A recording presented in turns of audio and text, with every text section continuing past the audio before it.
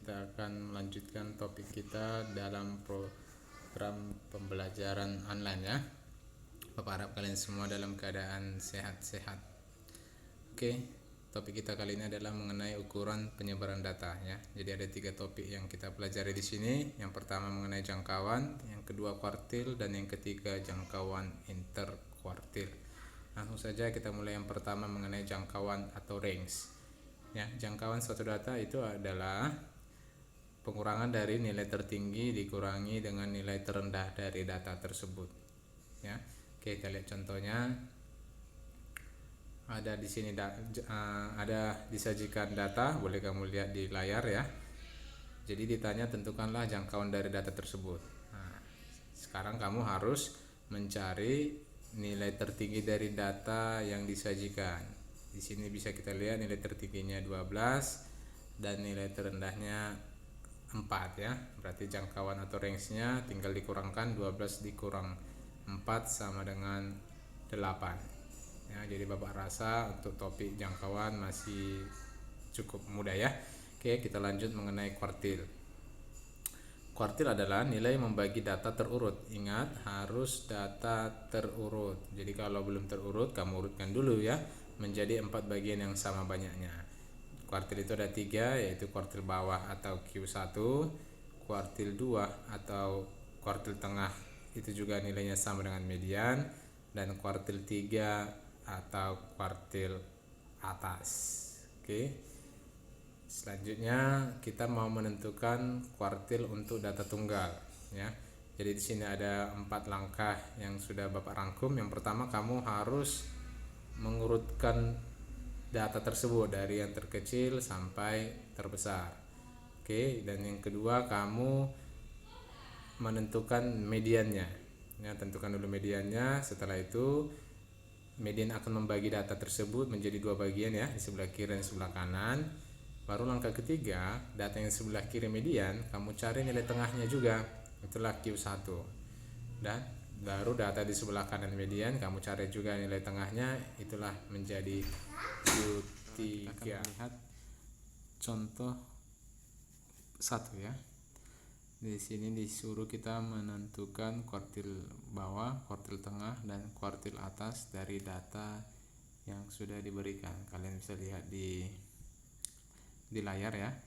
Di sini datanya masih belum terurut ya, masih belum terurut. Jadi langkah awalnya nanti kita akan mengurutkan data tersebut dari yang terkecil sampai terbesar. Jadi hasil setelah diurutkan ini sudah Bapak buat. Nah, inilah datanya setelah terurut ya. Langkah kedua tadi disuruh kita untuk menentukan median atau kuartil 2 ya. Untuk menentukan median boleh pakai rumus seperti yang sudah dipelajari sebelumnya, atau boleh secara manual ya. Secara manual artinya kita membagi data itu dari kiri dan dari kanan sama banyaknya. Oke, caranya adalah dari kiri kita coret, kanan kita coret, seterusnya begitu ya, sehingga banyak data di sebelah kiri dan di sebelah kanan itu jumlahnya sama ya. Oke, nah jadi dari sini diperoleh nilai dari median atau kuartil 2 itu adalah sama dengan 7 ya. Inilah menjadi mediannya. Kenapa dikatakan median? Karena dia membagi data tersebut menjadi 2 bagian yang sama banyak ya. Di sebelah kanan kita lihat ada 6 data, di sebelah kiri juga ada 6 data. Oke, itu untuk menentukan median atau Q2. Sekarang langkah ketiga untuk menentukan Q1 adalah kita melihat data yang di sebelah kiri median. Ini ya. Ini ada 6 data. Selanjutnya kita menentukan titik tengahnya. Oke, cara menentukan titik tengahnya sama seperti tadi. Kita bagi dari kiri dan dari kanan. Nah, oke. Nah, jadi Q1 itu terletak di antara data ketiga dengan data keempat ya. Nilainya terletak di 5 dan 6. Jadi bagaimana cara mencarinya? Seperti yang kita pelajari sebelumnya di topik median, mencari nilai di antara 2 data itu adalah dengan menjumlahkan kedua data tersebut dijumlahkan ya, 11 baru kita bagi dengan 2, diperolehlah sama dengan 5,5 ya. Itulah menjadi Q1 atau kuartil bawah. Selanjutnya kita akan mencari kuartil atas atau kuartil 3. Oke, caranya juga sama, kita bagi data di sebelah kanan median ini menjadi dua bagian yang sama banyak juga ya. Kita coret ya, kita lakukan seterusnya sampai diperoleh titik tengahnya. Oke, sama seperti Q1, Q3 juga terletak di antara nilai 8 dan nilai 8 ya. Berarti mencari Q3 nya tinggal kita ini jumlahkan 16 baru kita bagi 2, berarti jawabannya sama dengan 8 ya. Itulah yang menjadi kuartil ketiga ya. Jadi sudah kita peroleh Q1 nya 5,5, Q2 nya 7 dan Q3 nya 8. Yang menjadi pertanyaan, betul nggak kuartil-kuartil tersebut membagi data menjadi 4 bagian yang sama banyak? Betul ya. Berarti ini kelompok pertama, kelompok kedua, kelompok ketiga, dan kelompok keempat. Jadi setiap kelompok itu terdiri dari 3 data yang sama banyaknya. Oke, itu untuk contoh 1. Selanjutnya untuk contoh 2 yang bersama dengan contoh 1, kamu bisa kerjakan sebagai latihan nanti ya. Di sini ada datanya belum terurut ya, berarti langkah pertama kamu harus mengurutkannya. Ini sudah Bapak bantu untuk mengurutkannya.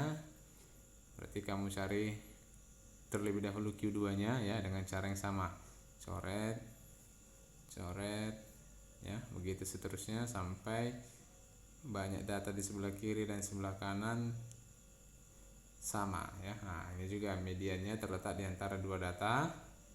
Berarti tinggal kamu jumlahkan dibagi 2 ya, 51 tambah 51 bagi 2 berarti diperoleh 51. Oke, selanjutnya kamu mencari titik tengah data yang ada di sebelah kiri median ya. Berarti sama juga, coret, diperoleh di antara 48 dan 49 ya, jumlahkan bagi 2 diperoleh 48,5. Ini juga di sebelah kanan median, kita cari titik tengahnya. Nah ya, datanya terletak di antara nilai 52 dan 53. Kita jumlahkan bagi 2 diperolehlah 52,5. Oke, nah itulah untuk contoh mencari kuartil untuk data tunggal. Bagaimana Pak kalau datanya banyak? Nah, untuk datanya banyak boleh kamu gunakan nanti dengan rumus yang akan kita pelajari pada video selanjutnya. Terima kasih. Oke, kali ini kita akan membahas menentukan kuartil untuk data tunggal tetapi pada tabel yang berfrekuensi. Oke, di sini boleh kita pakai rumus ya. Di sini ada 2 jenis rumus, untuk datanya yang ganjil dan untuk datanya yang genap ya. Jadi berbeda rumusnya. Data ganjil QI itu sama dengan data ke I dikali N ditambah 1 dibagi 4. Apa maksud QI?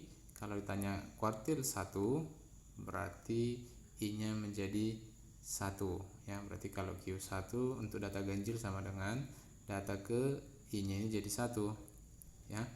1 dikali N ditambah 1 dibagi 4, dimana N itu adalah banyak data atau jumlah frekuensinya ya. Kalau Q2 ini Q2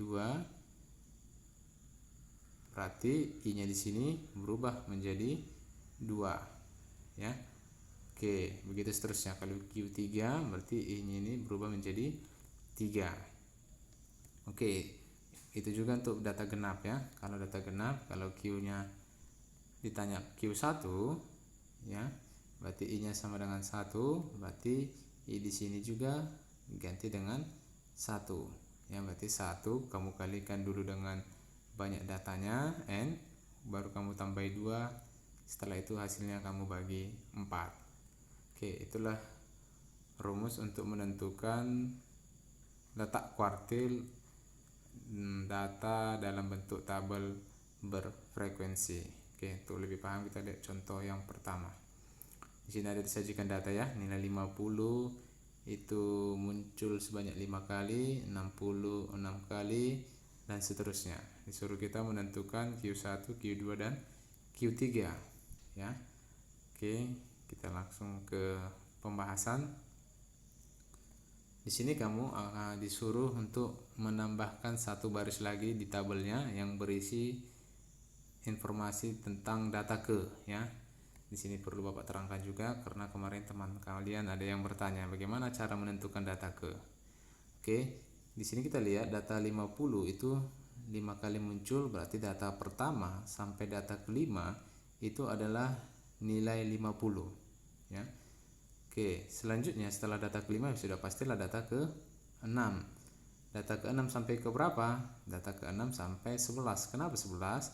5 ditambah 6 itu sama dengan 11.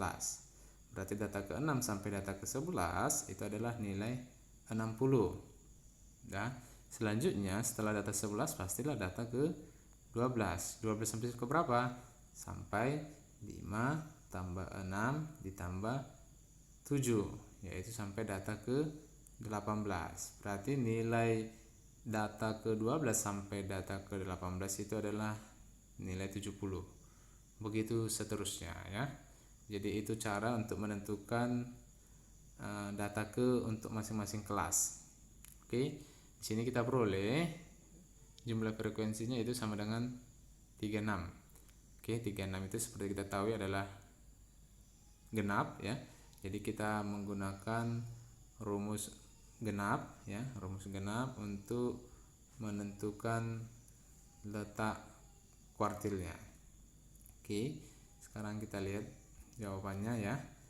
Nah, di sini Q1 ya, rumusnya tadi adalah data ke ya, lihat I-nya 1 berarti di sini jadi 1. Ya, berarti 1 dikali 36, 36 itu banyak frekuensinya ya. Ditambahi 2 baru dibagi 4, diperolehlah data ke 9,5. Data ke 9,5 itu berarti terletak di antara data ke 9 sampai data ke 10 ya.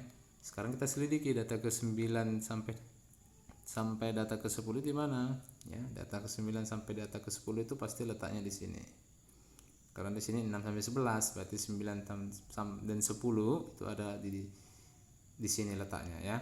Berarti Q1 ini sama dengan 60 ditambah 60 dibagi 2 sama dengan 60 ya. Oke, sekarang kita cari Q2 dengan cara yang sama. Q2 berarti I nya 2, berubah di sini 2 ya. Berarti 2 dikali 36 ditambah 2 dibagi 4 diperolehlah 18,5. Berarti letak ke 18,5 itu terletak antara data ke-18 dan data ke-19. Nah, di sini ada beda sedikit dengan Q1. Data ke-18 itu ya. Data ke-18 itu dia terletak di sini. Nah, berarti data ke-18 itu nilainya 70, sedangkan data ke-19 itu letaknya di sini. Nah, jadi nilainya 80 ya. Berarti tinggal kita jumlahkan 70 tambah 80 bagi 2 diperolehlah 75. Oke. Selanjutnya untuk Q3 ya, caranya sama, I-nya 3 berarti sini berubah 3. Jadi kamu lihat tadi kalau I-nya 1 berarti di sini 1 ya. Kalau I-nya 1, nah ini Q1, ini 1, Q2 ini 2, Q3 ini 3, selebihnya sama semua ya. Oke, berarti Q3 sama dengan 3 dikali 3 6 ditambah 2 dibagi 4, perolehlah data ke 27,5. Berarti terletak di antara data ke 27 dan data ke 28 ya. Nah, di sini juga kita harus jeli melihatnya. Data ke 27 itu nah di sini posisinya di sini. Nah, berarti 80 tambah 90 dibagi 2 diperolehlah 85. Oke, itulah cara untuk menentukan letak kuartil untuk data dalam tabel berfrekuensi. Oke, di sini kita lihat contoh 2, hampir sama juga. Bedanya tadi di contoh pertama itu banyak datanya genap, di contoh kedua banyak datanya ganjil. Berarti kamu pakai nanti rumus ganjil ya. Jadi Bapak kasih satu contoh aja ya. Oke, ini juga seperti tadi, 65 itu 3 kali, berarti data pertama sampai ketiga itu 65. Selanjutnya data keempat sampai ke berapa? 3 tambah 4 yaitu 7 ya. Berarti data keempat sampai ke 7 itu nilai 70. Data ke 8 sampai 14 itu 75. Ya, begitu seterusnya. Jadi diperoleh jumlah frekuensinya 41. Oke, karena 41 ganjil kita pakai yang ganjil. Berarti Q1 sama dengan data ke, ya satunya di luar ini ya, 1 dikali 41. 41 itu banyak datanya, tambah 1 baru dibagi 4, diperolehlah data ke 10,5. Berarti data 10,5 diantara data 10 dan data ke 11 ya. Data ke 10 itu posisinya di sini, dan data ke 11 juga posisinya di sini ya. Berarti 75 tambah 75 bagi 2 diperoleh 75. Oke, Q2 berarti 2 dikali 41 tambah 1 dibagi 4, diperoleh data kedua 1. Data kedua 1 itu letaknya di sini, berarti Q2 itu nilainya 80. Ya, untuk Q3 bisa kamu coba apakah betul hasilnya 85 ya. Oke, itulah contoh untuk menentukan letak kuartil untuk data dalam bentuk tabel berfrekuensi. Oke, sekarang kita lanjut sedikit lagi ya. Ini ada topiknya jangkauan interkuartil. Ya, jangkauan interkuartil itu rumusnya adalah kuartil atas atau Q3 dikurangi dengan kuartil bawah atau Q1. Jadi di sini kamu hanya mencari Q3 dan kamu cari Q1, setelah itu kamu kurangkan. Ya, contohnya ini tadi ada di atas. Oke. Jadi kita tadi sudah mengerjakan Q1-nya 5,5, Q3-nya 8. Berarti jangkauan interkuartilnya tinggal kurangkan, 8 dikurang 5,5 sama dengan 2,5. Oke, itulah topik kita kali ini. Jadi Bapak harap kamu pelajari. Apabila ada yang kurang paham boleh ditanyakan di kolom komentar.